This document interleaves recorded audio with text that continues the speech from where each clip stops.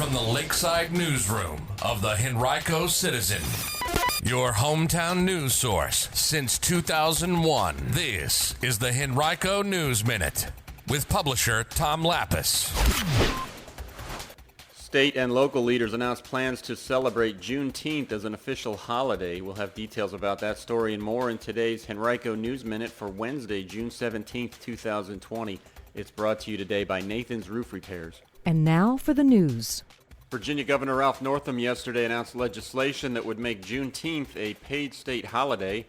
Juneteenth is the oldest celebrated holiday commemorating the ending of slavery in 1865. Celebrating it statewide, he said, would symbolize the state taking one step closer to reconciliation and one step closer to creating a more progressive Virginia. Northam said, quote, "Every year as a nation we mark the 4th of July or Independence Day, celebrating independence from our English colonial rule. We celebrate this as a holiday, but that freedom we celebrate did not include everyone," end quote. Recording artist and Virginia Beach local Pharrell Williams spoke during Northam's press conference saying that the announcement was fitting. State Delegate Charnel Herring of Alexandria, who is the first Black House Majority Leader in the Commonwealth, agreed. She said, quote, "It is more appropriate to make Juneteenth a state holiday. Viewing the history of African Americans through the lens of slavery and Jim Crow, we see that legacies still exist in our institutions, including the criminal justice system, police contact, incarceration, and in our courts," end quote. Also yesterday, in a separate announcement, Henrico County Public Schools announced that it too will begin celebrating Juneteenth as an annual holiday. Superintendent Amy Cashwell announced the plan in an email. Cashwell made her announcement without any knowledge that Northam's was coming yesterday.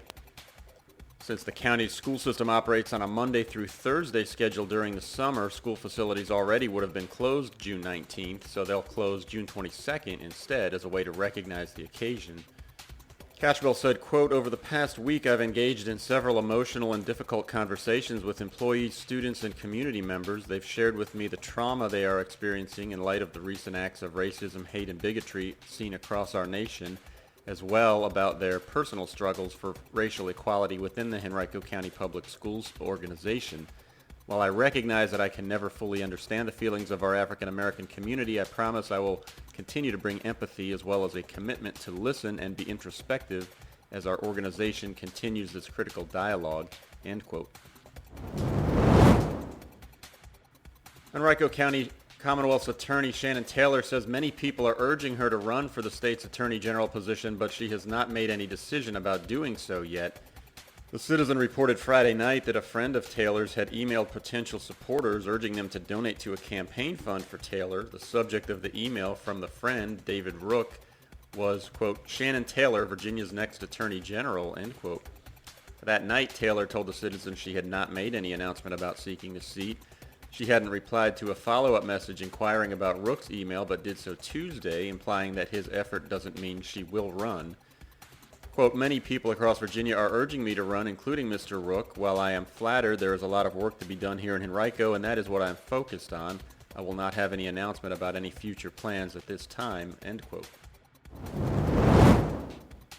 A 27-year-old Henrico man is in custody after police allege the pickup truck he was driving struck an ambulance on Midlothian Turnpike, prompting him to flee the scene.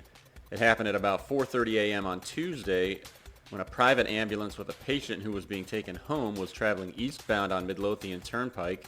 It was struck as it tried to turn left onto Boulders Parkway by a pickup truck that had run a red light, according to police.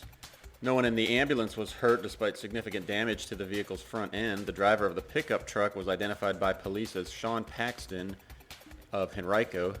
Police said his truck flipped on an embankment and then he ran from the scene. Police dogs were used to track him. He now faces charges of felony hit and run, reckless driving, and driving without a seatbelt, according to Chesterfield County Police. In our other brief podcast today in Henrico, you can listen to the latest episode today, which features Sarah Moseley, the Director of Development for Fetch a Cure. She talks about the organization and how it helps pets and their families. To listen, visit henricocitizen.com and click under Podcasts, then Today in Henrico. And another reminder that if you know a graduate of the class of 2020, whether that is high school, college, graduate school, or some other form of education, we invite you to honor that person. You can do so at henricocitizen.honormygrad.com. It's free, and we will include their information on our ongoing list of 2020 graduates.